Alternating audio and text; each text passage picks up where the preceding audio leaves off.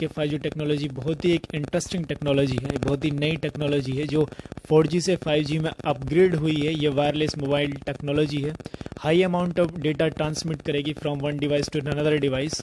हम किसी भी वीडियो को विथ इन सेकेंडों में डाउनलोड कर सकते हैं, कोई भी मूवीज़ देख सकते हैं। इसके अलावा हम कोई भी डेटा को किसी भी फ़ोन के अंदर में ट्रांसमिट करते हैं विथ इन सेकेंड्स के अंदर।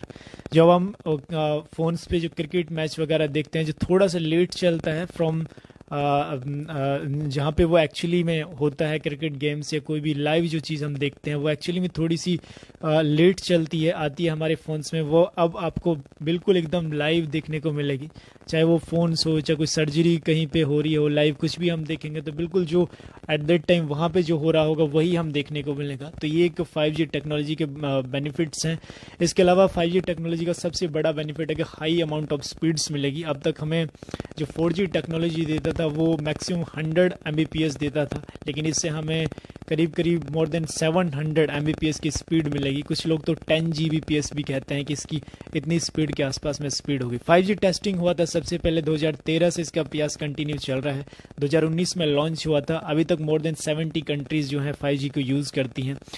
और अगर हम लोग बात करें 5G, सैमसंग ने टेस्टिंग करी थी 2013 में, तभी इसकी स्पीड थी 700 Mbps के आसपास में, और तब से इसके लगातार प्रयास हैं। 2019 में लॉन्च हो भी इंडिया में, ये एयरटेल ने लॉन्च किया था सबसे पहले, वाराणसी में लॉन्च हुआ यूपी के अंदर, और अब ये जियो ने लॉन्च किया है अहमदाबाद गुजरात में। प्रधानमंत्री नरेंद्र मोदी ने जो जियो की जो मालिक है मुकेश अंबानी के साथ लॉन्च किया है अभी लास्ट वीक में।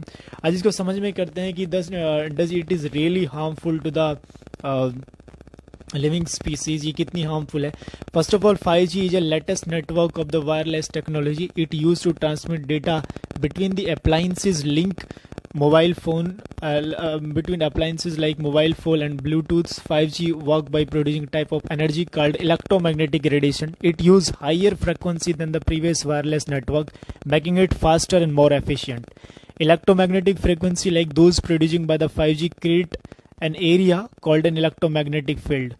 Some people's believe electromagnetic frequency have negative health effect. As a result, there is a concern about the how 5G affect health, but there are currently no known health risk linked to the 5G.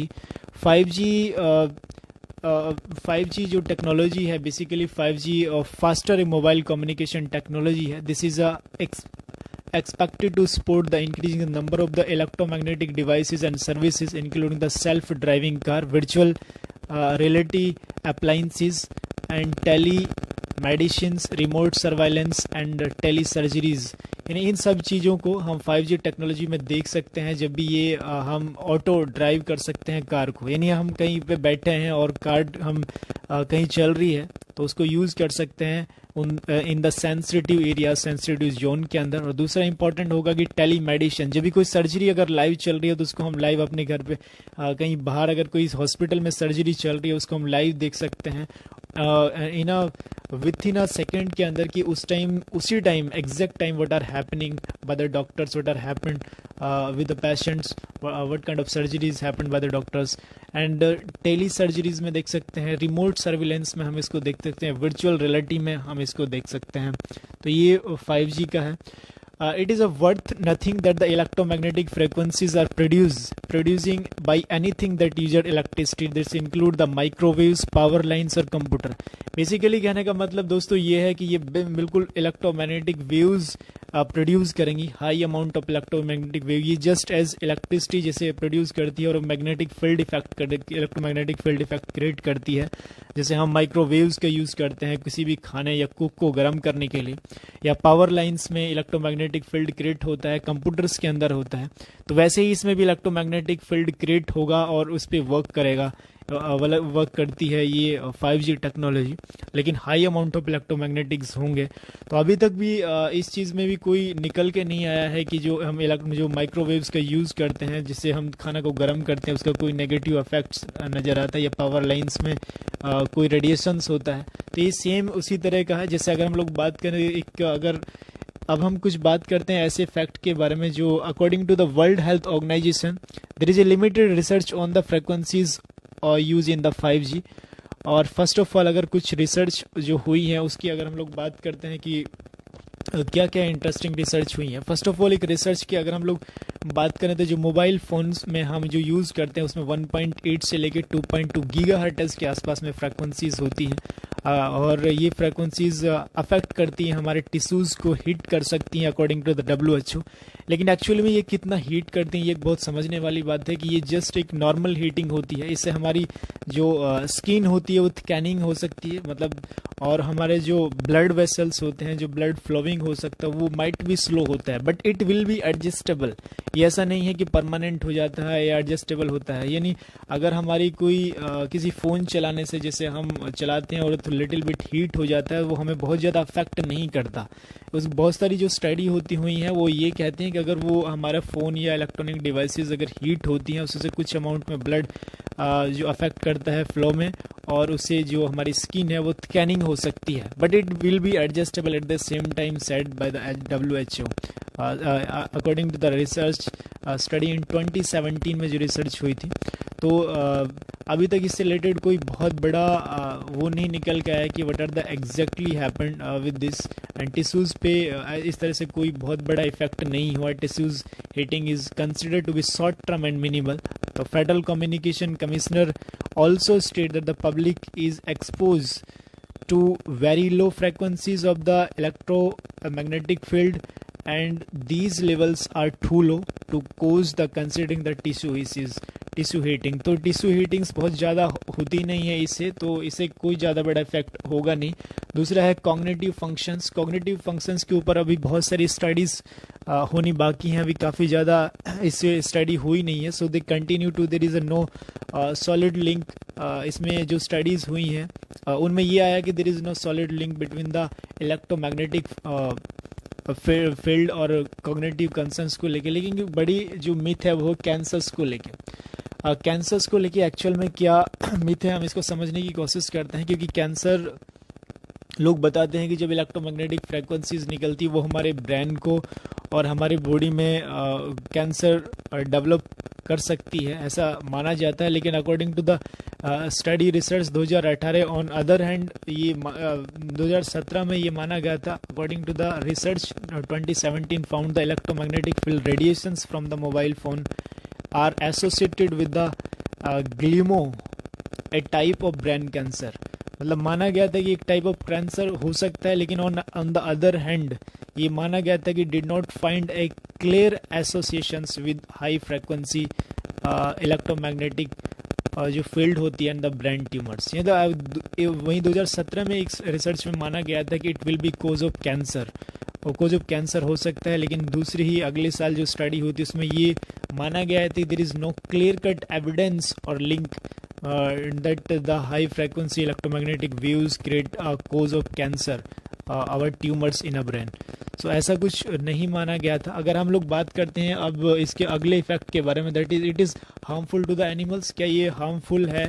Is the 5G frequency और radiations harmful to the animals? क्या ये animal के लिए harmful हो सकते हैं? तो इस पे भी there is a limited research on how 5G efficiently specifically affect animal. Most research has involve mice and rat को इसके रिसर्च की गई है चूहों के ऊपर और कुछ माइस के ऊपर, and found the EMF from the mobile phones are link DNA damage in mice and rat. 2019 की स्टडी में ये था कि कुछ स्मॉल अमाउंट ऑफ उनकी जो सेल्स हैं होते हैं, जो DNA होता है वो डैमेज होता है माइस का और रेट्स का।